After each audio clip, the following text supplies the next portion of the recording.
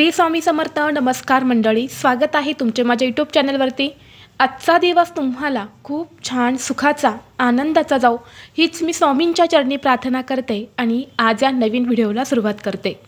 येत्या 19 मार्चला म्हणजेच गुरुवारी आलेला आहेत गुढीपाडवा. गुढीपाडवा हा सण नववर्षाचा पहिला सण असतो. या दिवसापासूनच मराठी नवीन वर्षाची सुरुवात होते. गुढीपाडवा हा चैत्र शुद्ध प्रतिपदेलाच साजरा केला जातो आणि गुढीपाडवा हा दिवस साधासुद्धा नसून तो 3.5 शुभमुहूर्तांपैकी असलेला एक महत्त्वाचा दिवस आहे. या दिवशी आपण जे काही महत्त्वाचे काम हातात घेतो किंवा जो आपण एखादा प्रभावी उपाय करतो तो सिद्ध होतो. त्या उपायाचं, त्या सेवेचं आपल्याला शीघ्र फळ प्राप्त होते. अशी मान्यता आहे की ब्रह्मदेवाने या गुढीपाडव्याच्याच दिवशी विश्वाची निर्मिती केली आणि सत्ययुगाला सुरुवात झाली. तसेच रावणाचा पराभव करून प्रभू श्रीराम अयोध्यात परतले. त्यांच्या आनंदाच्या प्रसंगी सर्वांनी गुढ्या उभारून प्रभू श्रीरामांचं स्वागत केलं होतं. आणि म्हणून पहा, अनेक ठिकाणी गुढीपाडव्याच्या दिवशी गुढीला साडी न बांधता भगवा झेंडा जो आहे तर तो लावला जातो. गुढी उभारणे म्हणजे विजयाची पातका, सुख समृद्धी आणि नवचैतन्याचे प्रतीक मानले जाते.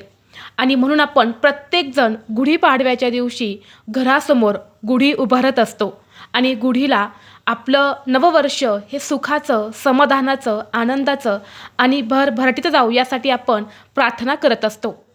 तसेच या पवित्र दिवशी कडुलिंबाची पाने आणि साखर खाऊन आरोग्याची नवीन सुरुवात देखील केली जाते. आणि या गुढीपाडव्याच्या दिवशी सगळ्यात महत्त्वाची गोष्ट म्हणजे घरातील प्रत्येक स्त्री साडी घालत असते किंवा एखादा चांगला नवीन ड्रेस जो आहे तर तो सुद्धा परिधान करत असते आणि गुढीची पूजा करत असते.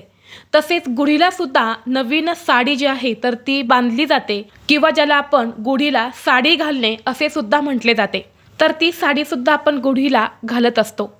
परंतु जर आपण गुढीला ज्योतिषशास्त्रानुसार योग्य रंगाची साडी घातली किंवा आपण सुद्धा योग्य रंगाची साडी नेसून गुढीची पूजा केली तर नवीन वर्ष हे सुखाचं, समाधानाचं आणि उत्तम आरोग्याचं जातं. आपल्या घराची भरभराट होते. कारण ज्योतिषशास्त्रानुसार प्रत्येक रंगाला एक विशेष धार्मिक महत्त्व आहे. प्रत्येक रंगातून आपल्याला एक सकारात्मक ऊर्जा, मानसिक शांतता आणि दैवी शक्ती जी आहे तर ती प्राप्त होत असते. आणि म्हणून आजच्या व्हिडिओमध्ये मी तुम्हाला अतिशय महत्त्वाची माहिती सांगणार आहे. यंदा गुढीपाडव्याला कोणते शुभ रंग असणार आहे, कोणत्या रंगाची साडी नेसून गुढीची पूजा करावी किंवा कोणत्या रंगाची साडी गुढीला चुकूनही घालू नये किंवा कोणत्या रंगाची साडी घालावी, तसेच या गुढीपाडव्याच्या दिवशी कोणत्या वेळेमध्ये गुढी उभारावी अशी ही संपूर्ण माहिती या व्हिडिओमध्ये मी तुमच्यासोबत शेअर करणार आहे. त्यामुळे तुम्ही हा व्हिडिओ स्किप न करता शेवटपर्यंत नक्की पहा.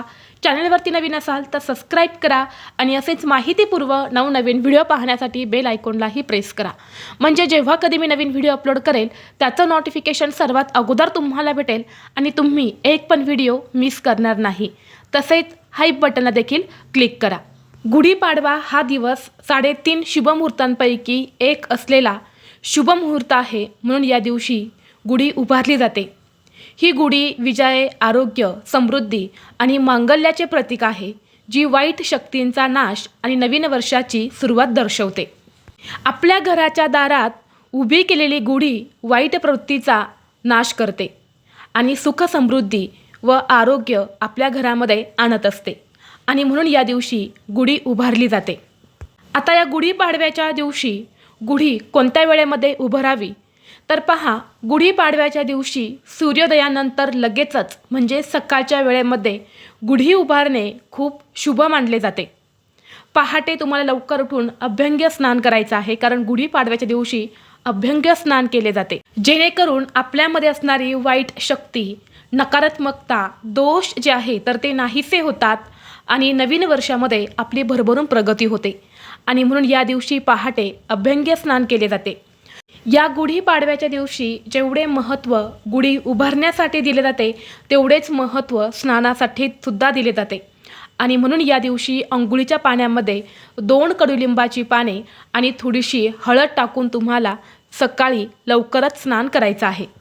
स्नान करून झाल्यानंतर लगेचच तुम्हाला गुढी उभारण्याची तयारी करायची आहे. आता गुढी उभारण्यासाठी आपल्याला बांबू जो असतो म्हणजे बांबूचं जे लाकूड असतं तर तेच पाहिजे असतं, परंतु अनेक जण प्लास्टिकचे पाईप वापरतात किंवा इतर कोणत्याही झाडाच्या फांद्या वापरत असतात. परंतु खरं तर गुढी उभारण्यासाठी बांबूचाच खरा मान असतो. या दिवशी मार्केटमध्ये सगळीकडे बांबू विकण्यासाठी असतात आणि म्हणून तुम्ही गुढी उभारण्यासाठी तिथून बांबूची खरेदी करू शकता. जर तुमच्याकडे अगोदरच जुना बांबू असेल तर तोच तुम्ही स्वच्छ धुवून घ्यायचा आहे आणि यानंतरच गुढी उभारण्यासाठी तुम्हाला वापरायचा आहे. आता गुढी उभारताना तुम्हाला सकाळी 6 ते 8 या दरम्यानच गुढी उभारायची आहेत. बरेच जण काय करतात, दुपारी 11, 12, 1, 2 कोणत्याही वेळेमध्ये गुढी उभारतात. परंतु खरं तर गुढी उभारण्याचा जो शुभ मुहूर्त असतो किंवा जी शुभ वेळ असते तर ती सकाळी 6 ते 8 या दरम्यानच आपल्याला उभारायची असते. आणि गुढी उभारताना नेहमी घरातील पूर्व किंवा उत्तर दिशेला अंगणात किंवा बाल्कनीमध्ये गुढी उभारणे श्रेयस्कर मानले जाते. कारण हा दिवस 3.5 शुभ मुहूर्तांपैकी एक सुद्धा आहे. या दिवशी ह्या ज्या दिशा आहेत तर त्या खूप शुभ मानल्या जातात आणि गुढीसुद्धा आपण आपल्या कुटुंबाची आपल्या घराची प्रगती होण्यासाठीच आपण उभारत असतो. म्हणून या दिशेला गुढी उभारणे खूप शुभ मानले जाते. आता गुढी उभारताना चुकूनही तुम्ही दक्षिण दिशेला तोंड करून गुढीची पूजा करू शकतात. अशा पद्धतीने तुम्ही गुढी जी आहे तर ती अजिबात उभारू नका. दक्षिण दिशा सोडून तुम्ही कोणत्याही दिशेला ही जी गुढी आहे तर ती उभारू शकता. शक्य असेल, जागा असेल घरातील पूर्व किंवा उत्तर दिशेला तुम्ही गुढी उभारू शकता. आता तुम्ही घरासमोरच गुढी उभारणार असेल तर घराच्या उजव्या बाजूला तुम्हाला ही गुढी जी आहे तर ती उभारायची आहेत. बरेच जण मधोमध किंवा डाव्या बाजूला उभारतात, परंतु ज्योतिषशास्त्रानुसार घरासमोर जर तुम्ही गुढी उभारत असेल तर जेव्हा तुम्ही बाहेरून घरामध्ये प्रवेश करता जी तुमची उजवी साईड असणार आहे तर तिथे तुम्हाला गुढी जी आहे तर ती उभारायची आहे. आता गुढी उभारताना गुढीला फक्त कडुलिंबाचीच पाने वापरली जात नाही, तर गुढीला नवीन वस्त्र तसेच कडुलिंबाची पानं, फुलांचा हार, साखरेची गाठी आणि रेशमी वस्त्र, आंब्याची पानं इत्यादी वस्तू लावून ही गुढी जी आहे तर ती उभारली जाते. आणि सायंकाळी जेव्हा सूर्य मावळतो त्यावेळी आपल्याला ती गुढी जी आहे तर ती उतरवायची आहेत. जी काही तुम्ही कडुलिंबाची पानं त्यामध्ये लावली होती तर ती पानं घरातील प्रत्येक व्यक्तीने एक एक तरी पान जे आहे तर ते खायचं आहेत, कारण त्यामध्ये एक दैवी शक्ती असते. आपण त्या गुढीची पूजा करत असतो, त्या गुढीमध्ये एक लक्ष्मीचा वास असतो आणि म्हणून आपल्याला एक एक कडुलिंबाचं पान जे आहे तर ते खायचं आहेत. त्यातील एक कडुलिंबाचं पान हे तुम्ही जे घरामध्ये गव्हाचं बाजरीचं पीठ वापरता त्यामध्ये तुम्हाला टाकायचं आहेत आणि बाकीची पानं जी आहेत तर ते तुम्ही निर्माल्यामध्ये टाकू शकता. त्यातलं एखादं पान हे तुम्ही तुमच्या पर्समध्ये सुद्धा ठेवू शकता. आंब्याची जी पानं असणार आहेत तर ती तुम्हाला काढून तुमच्या मुख्य प्रवेशद्वारावरती 1 दिवसासाठी अशी खोचून ठेवायची आहे. जो पण आंब्याचा ढगळा असणार आहे तो लावून ठेवायचा आहे. त्याच दिवशी लगेच निर्माल्यामध्ये किंवा कचऱ्यामध्ये फेकू नका. तसेच गुढीला जी साखरेची माळ किंवा साखरेचा हार तुम्ही लावला आहे तर तो तुम्ही घरामध्ये खाऊ शकता.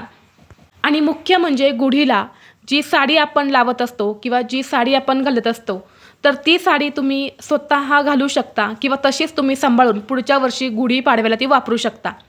तसेच गुढीपाडव्याला जो वरून आपण कलश लावत असतो त्यावरती स्वस्ती काढत असतो तर तो कलश जो आहे तर तो तुम्हाला घ्यायचा आहे, लगेच धुवायचा नाही. त्यामुळे तुम्हाला तांदूळ भरायचे आहे, त्यामुळे तुम्हाला 1 रुपयाचं एक नाणं टाकायचं आहे आणि हा कलश भरून तुम्हाला तुमच्या देवघरामध्ये ठेवायचा आहे. गुढीपाडव्याच्या दिवशी संपूर्ण रात्रभर हा कलश तिथेच ठेवायचा आहे. त्या धान्याची तुम्हाला पूजा करायची आहे. दुसऱ्या दिवशी ते धान्य तुम्हाला काढून तुमच्या तांदळाच्या डब्यामध्ये टाकायचं आहे आणि कलश तुम्ही स्वच्छ करून पुन्हा वापरायला घेऊ शकता.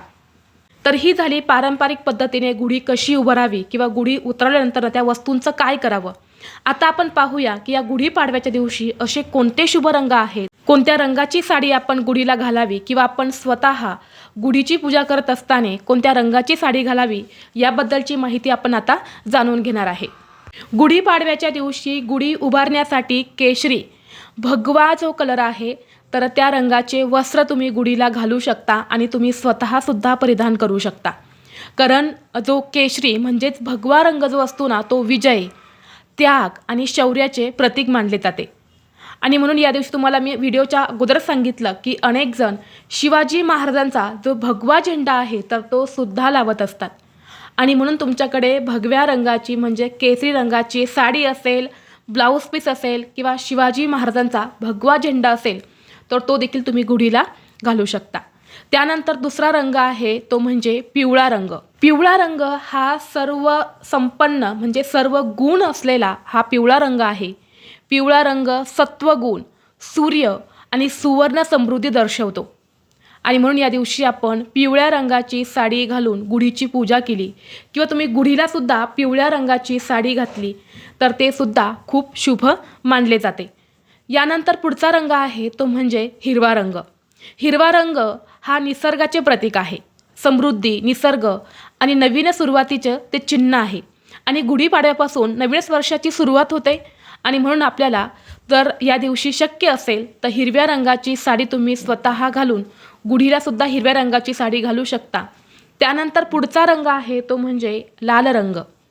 लाल रंग म्हणजे सौभाग्याचं प्रतीक आहे.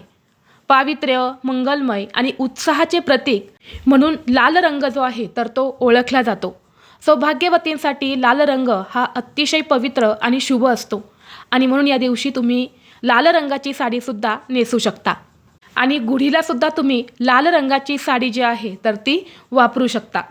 त्याचबरोबर या दिवशी गुलाबी रंग हा सुद्धा अतिशय शुभ मानला जातो. गुलाबी रंग हा प्रेम आणि प्रसन्नतेचे प्रतीक आहे. आणि म्हणून या दिवशी तुम्ही गुलाबी रंगाची साडी नेसू शकता आणि गुढीलासुद्धा तुम्ही गुलाबी रंगाची साडी जी आहे तर ती घालू शकता.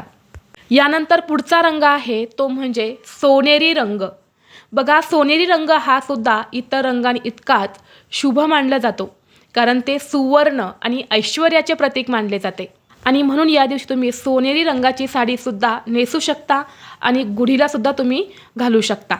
आता या दिवशी असे कोणते 2 रंग आहे जे आपल्याला चुकूनही नेसायचे नाही किंवा गुढीलासुद्धा त्या रंगाची साडी तुम्हाला घालायची नाही. त्यामध्ये सगळ्यात पहिला रंग आहे तो म्हणजे काळा रंग. गुढीपाडव्याला तुम्हाला काळा रंग हा पूर्णपणे वर्ज्य करायचा आहे कारण गुढीपाडव्याच्या दिवशी चुकूनही काळा रंग हा वापरू नये कारण हा रंग दुःखाचे आणि अशुभतेचे प्रतीक मानले जाते.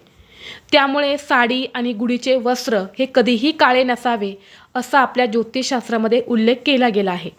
यानंतर पुढचा रंग आहे ते म्हणजे एकदम डार्क गडद निळा आणि जांभळा रंग जो आहे तर तो सुद्धा सणासुदीला किंवा गुढीपाडव्याच्या दिवशी आवर्जून टाळावा कारण हे रंग आपल्या आयुष्यामध्ये नकारात्मकता आणत असतात.